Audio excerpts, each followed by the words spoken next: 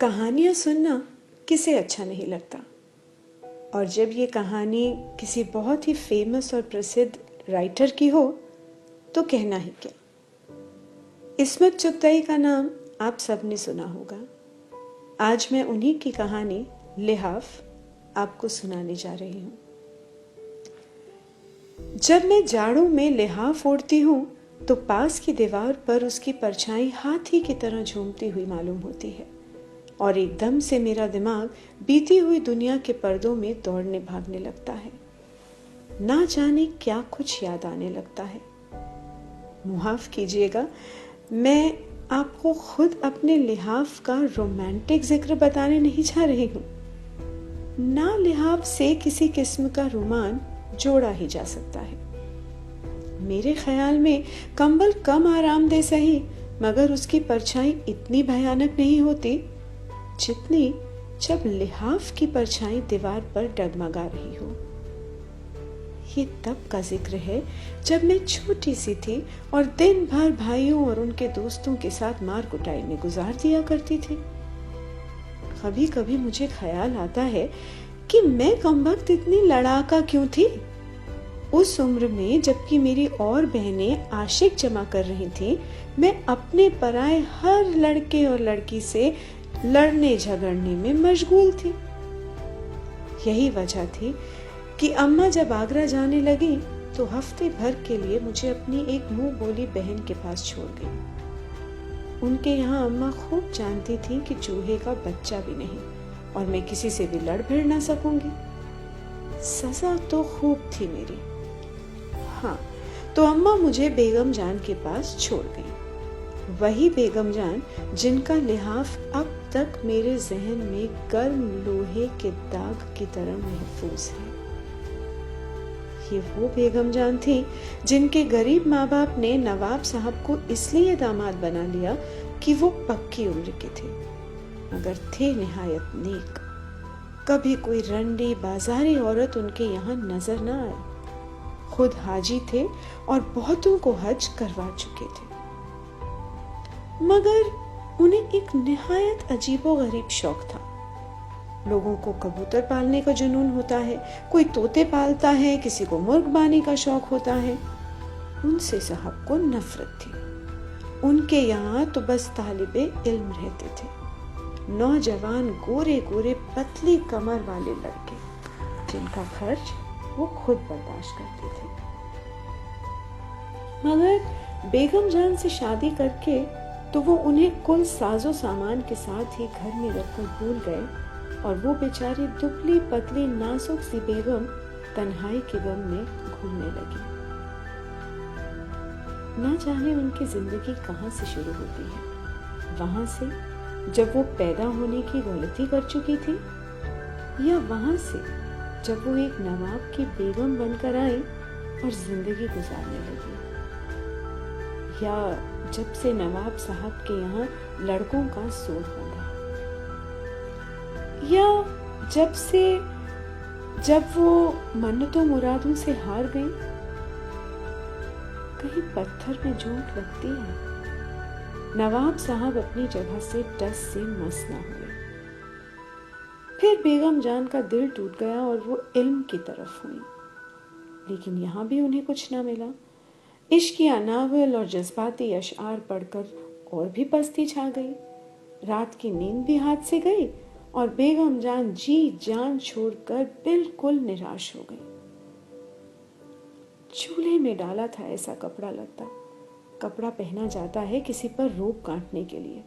अब ना तो नवाब साहब को फुर्सत कि शबनमी कुर्तों को छोड़कर जरा इधर तवज्जो करे, और ना वो उन्हें कहीं आने जाने देते। जब से बेगम जान ब्याह कर आई थी, रिश्तेदार आकर महीनों रहते और चले जाते, मगर वो बेचारी कैद की कैद रहती।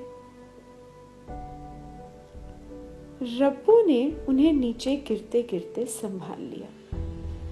चटपट देखते देखते उनका सूखा जिस्म भरना शुरू हो गया। गाल चमक उठे और हुस्न फूट निकला।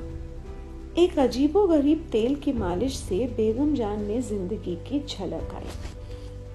माफ कीजिएगा, इस तेल का नुस्खा आपको बेहतरीन से बेहतरीन रिसाले में भी ना मिलेगा।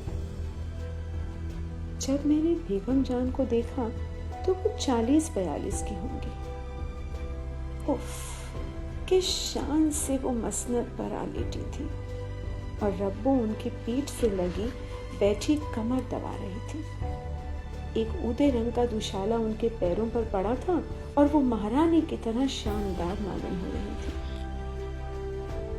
मुझे उनकी शक्ल बेइंतहा पसंद थी। मेरा जी चाहता था घंटों बिल्कुल पास से उनकी सूरत देखा करूं। बड़े बड़े चिकने और सफेद हाथ और सुडौल कमर। तो रब्बो उनकी पीठ खुजाया करती थी, यानी घंटों उनकी पीठ खुजाती। पीठ खुजवाना भी तो जिंदगी की जरूरियात में से था, बल्कि शायद जरूरियात जिंदगी से भी ज्यादा।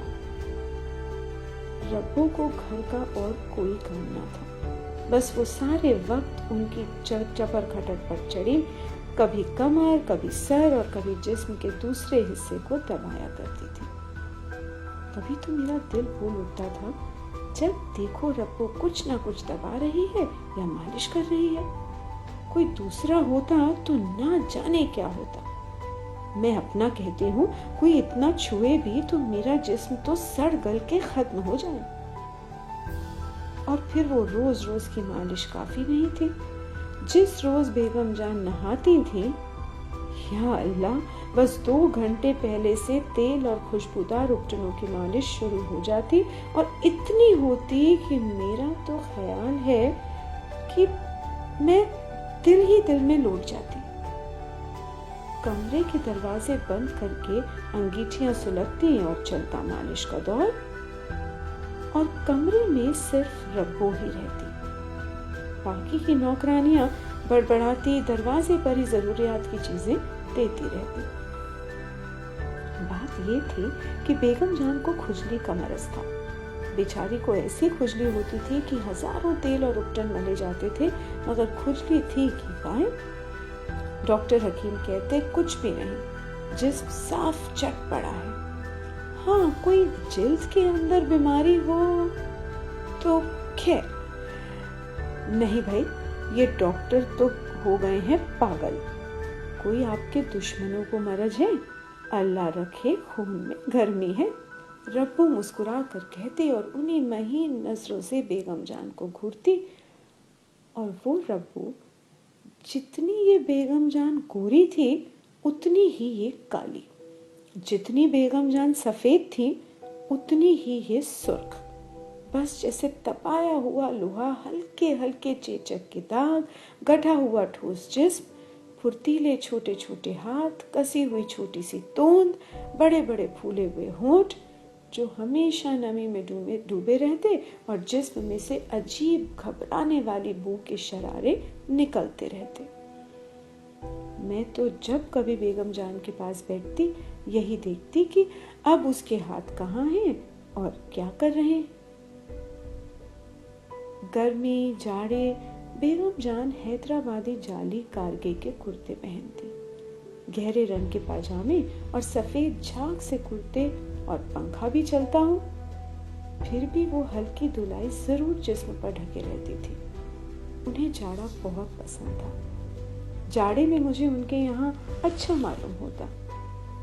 वो हिलती जुलती बहुत कम थी, कालीन पर लेटी पीठ खुजा रही थी। रब्बो से दूसरी सारी नौकरानियां खार खाती थी। चुड़ैल बेगम जान के साथ खाती, साथ उठती बैठती। मैंने कहा कि उस वक्त मैं काफी छोटी थी और बेगम जान पर फिदा। वो भी मुझे बहुत ही प्यार करती थी। इत्तेफाक से अम्मा आगरे गई। उन्हें मालूम था कि अकेले घर में भाइयों से मार कुटाई होगी, मारी मारी फिरूंगी, इसलिए वो हफ्ता भर के लिए बेगम जान के पास छोड़ गई। मैं भी खुश और बेगम जान भी खुश। आखिर को अम्मा की भाभी बनी हुई थी। सवाल ये उठा कि मैं सोऊं कहाँ। कुदरती तौर पर बेगम जान के कमरे में लिहाजा मेरे लिए भी उनके छपरकट से लगाकर छोटी सी पलंगड़ी डाल दी गई। 10-11 बजे तक तो बातें करती रही। फिर मैं सोने के लिए अपने पलंग पर चली गई और जब मैं सोई तो रब्बो तो वैसे ही बैठी उनकी पीठ खुजा रही थी। है कितनी सूख रही है, पसलियां निकल रही हैं। उन्होंने मेरी पसलियां गिननी शुरू, भंगिन कहीं की, मैंने सोचा। रात को मेरी एकदम से आंख खुली तो मुझे अजीब तरह का डर लगने लगा। कमरे में खूब अंधेरा और उस अंधेरे में बेगम जान का लिहाफ ऐसे हिल रहा था जैसे उसमें हाथी बंद हो। बेगम जान, मैंने डरी हुई आवाज निकाली। हाथी हिलना बंद हो गया, लिहाफ नीचे दब गया। क्या है, सो रहो, बेगम जान ने कहीं से आवाज दी। डर लग रहा है, मैंने चूहे की सी आवाज से कहा। सो जाओ, डर की क्या बात है। अच्छा, तुम्हारे पास आ जाऊं बेगम जान। नहीं बेटी, सो रहो। और फिर दो आदमियों के खुसर खुसर करने की आवाज सुनाई देने लगी। हाय रे, ये दूसरा कौन? मैं और भी डरी। बेगम जान, चोर वोर तो नहीं? सो जाओ बेटा, कैसा चोर? रब्बो की आवाज ना आई। मैं जल्दी से लिहाफ में मुंह डालकर सो गई। सुबह मेरे जहन में रात के खौफनाक नजारे का ख्याल भी ना रहा। मैं हमेशा की वहमी हूँ। रात को डरना, उठकर भागना और बड़बड़ाना तो बचपन में रोज ही होता था। सब तो कहते थे मुझ पर भूतों का साया हो गया है, लिहाजा मुझे ख्याल भी ना रहा। सुबह को लिहाफ बिल्कुल मासूम नजर आ रहा था, मगर दूसरी रात मेरी आंख खुली तो रब्बो और बेगम जान में कुछ झगड़ा बड़ी खामोशी से हो रहा था, जो मेरी खाक समझ में ना आया। रब्बो हिचकियां लेकर रोई, फिर बिल्ली की तरह सपड़ सपड़ रकाबी छाटने जैसी आवाजें आने लगी। मैं तो घबरा कर सो गई। आज रब्बो अपने बेटे से मिलने गई हुई थी। वो बड़ा झगड़ालू था। बहुत कुछ बेगम जान ने किया, उसे दुकान करवाई, गांव में लगाया, मगर वो किसी तरह मानता ही ना था।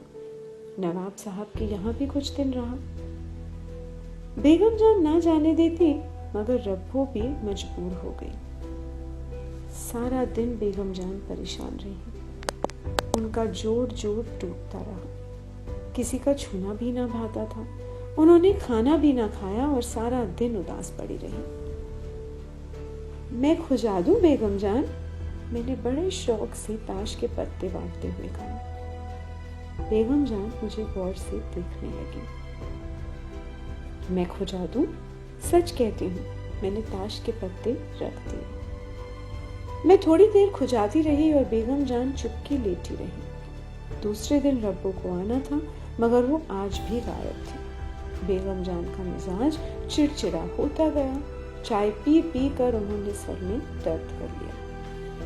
मैं फिर खुजाने लगी उनकी पीठ, चिकनी मेज की तख्ती जैसी पीठ। मैं हौले हौले खुजाती रही।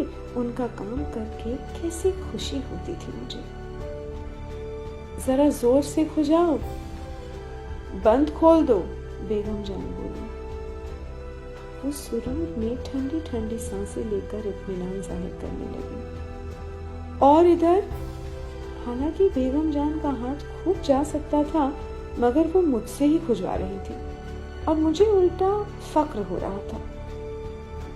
यहाँ, उई, तुम तो खुदकुशी करती हो।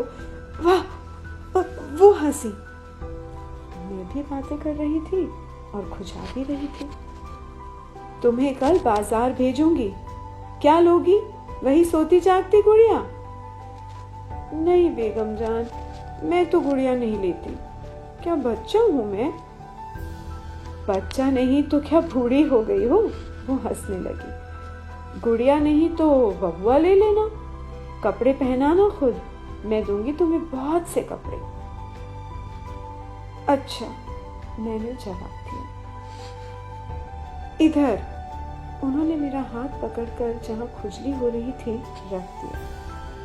जहाँ उन्हें खुजली मालूम होती वहाँ मेरा हाथ रख देती और मैं बेख्याली में बबुए के ध्यान में डूबी मशीन की तरह खुजाती रही और वो बराबर मुझसे बातें करती रही। सुनो तो, तुम्हारी फ्राकें कम हो गई हैं। कल दर्जी को दे दूंगी कि इन्हें सी लाए। तुम्हारी अम्मा कपड़ा दे गई हैं। वो लाल कपड़े नहीं बनवाऊंगी, चमारों जैसे हैं। मैं बकवास कर रही थी और हाथ ना जाने कहां से कहां पहुंचा। बातों बातों में मुझे मालूम ही ना हुआ बेगम जान तो चित लेटी थी।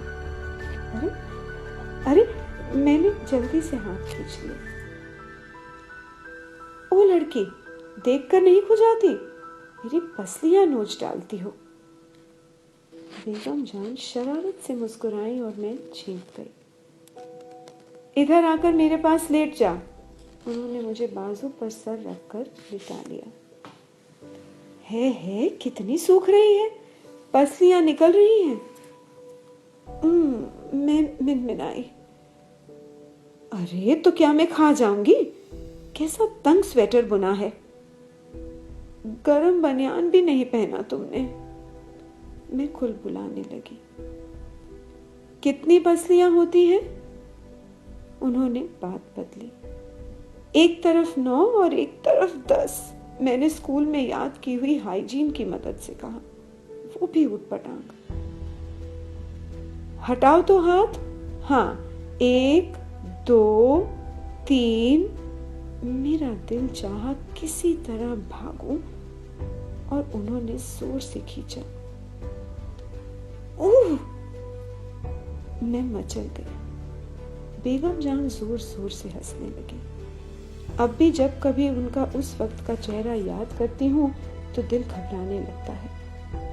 उनकी आंखें पपोटे और वजनी हो गए। ऊपर के होंठ पर स्याही घिरी हुई थी। बावजूद सर्दी के पसीने की नन्ही नन्ही बूंदें होठों और नाक पर चमक रही थी। उनके हाथ ठंडे यक थे, मगर नर्म, जैसे उन पर की खाल उतर गई हो।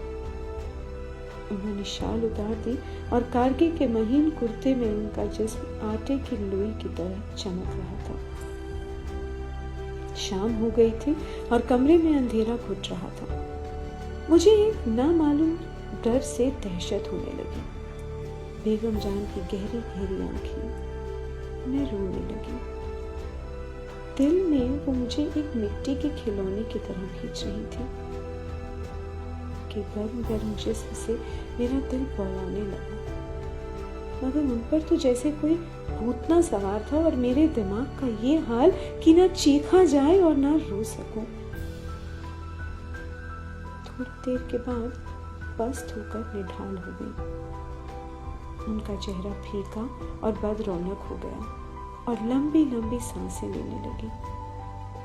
मैं समझी कि अब मरी और वहां से उठकर सर पर भाग गई। शुक्र है कि रब्बो रात को आ गई और मैं डरी हुई जल्दी से लिहाफ ओढ़कर सो गई। मगर नींद कहाँ? चुपचाप घंटों पड़ी रही। अम्मा किसी तरह आ ही नहीं चुकी थी। बेगम जान से मुझे ऐसा डर लगता कि मैं सारा दिन मामाओं के पास बैठी रही।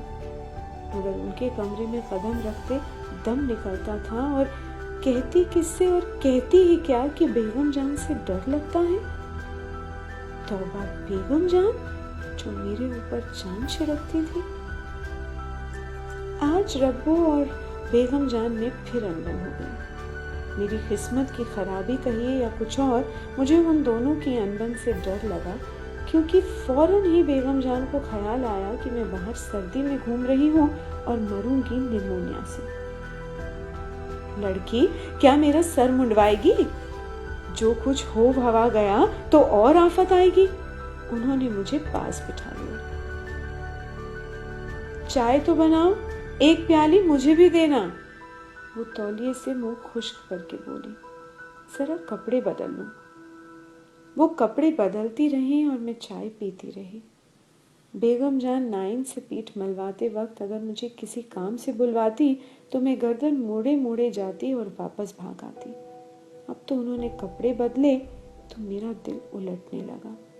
मुंह मोड़े मैं चाय पीती रही। हाय अम्मा, मेरे दिल ने बेकसी से पुकारा। आखिर ऐसा मैं भाइयों से क्या लड़ती हूँ जो तुम मेरी मुसीबत। अम्मा को हमेशा से मेरा लड़कों के साथ खेलना नापसंद है। कहो भला लड़के क्या शेर चीते हैं जो निगल जाएंगे उनकी लाडली को? और लड़के भी कौन, खुद भाई और 2-4 मटरे मटरे जरा जरा से उनके दोस्त। मगर नहीं, वो तो औरत जात को 7 तालों में रखने की कायल, और यहाँ बेगम जान की वो दहशत कि दुनिया भर के गुंडों से नहीं। बस चलता तो उस वक्त सड़क पर भाग जाती, फिर वहां ना टिकती, मगर लाचार थी, मजबूरन कलेजे पर पत्थर रखे बैठी रही। कपड़े बदल 16 सिंगार हुए और गर्म गर्म खुशबुओं के इत्र ने और भी उन्हें अंगारा बना दिया, और वो चली मुझ पर लाड उतारने।